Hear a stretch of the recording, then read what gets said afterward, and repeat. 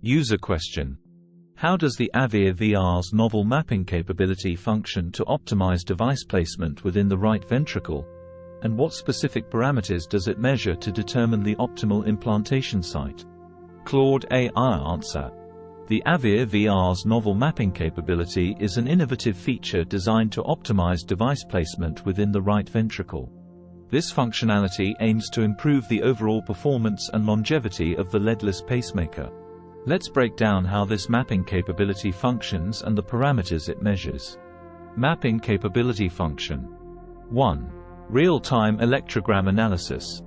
The device continuously records and analyzes intracardiac electrograms during the implantation procedure. 2. Multiple sensing vectors. Utilizes various sensing configurations to gather data from different directions within the right ventricle. 3. Automated measurements. The system automatically calculates key parameters at each potential implant site. 4. Visual feedback. Provides a user-friendly interface for the implanting physician to interpret the data in real time. 5. Iterative process. Allows for multiple measurements at different locations to compare and find the optimal site. Specific parameters measured. 1. R-wave amplitude. Measures the strength of the ventricular depolarization signal. High R-wave amplitudes generally indicate better sensing performance. Typical target: greater than 5 mV for stable long-term sensing. 2. Pacing threshold. Determines the minimum energy required to consistently capture the ventricle.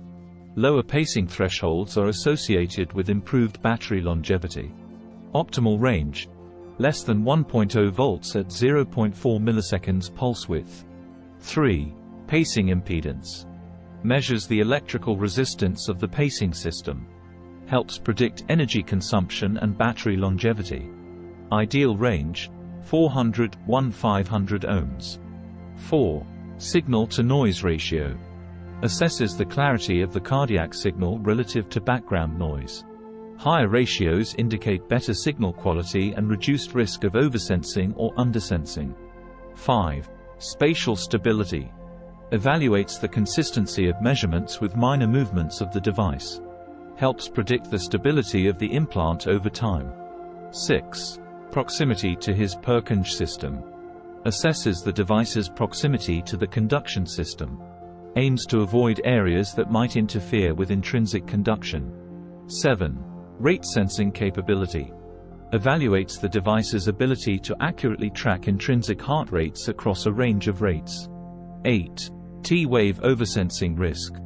Analyzes the potential for T-wave oversensing, which can lead to inappropriate pacing inhibition. 9. Myocardial perfusion assessment. Some advanced systems may incorporate measures of local tissue perfusion to avoid poorly perfused areas. 10. Device orientation.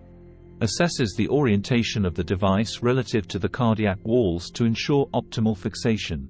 Implementation and advantages. 1. Algorithm-based scoring. The system likely uses a proprietary algorithm to weigh these parameters and provide an overall score for each potential implant site. 2. Comparison to predefined criteria. Measured values are compared to established thresholds for optimal performance. 3. Real-time guidance. Provides immediate feedback to the implanting physician, allowing for dynamic decision-making during the procedure. 4. Personalization. Accounts for individual patient anatomy and electrophysiology to find the best personalized implant location. 5. Potential for improved outcomes. By optimizing placement, this capability may lead to a. Improved battery longevity. b. Reduced risk of complications, e.g., dislodgement, perforation. c. Better long-term sensing and pacing performance. 6. Learning capability. The system may incorporate machine learning algorithms to improve recommendations based on aggregate data from multiple implants. Challenges and considerations. 1. Procedural time.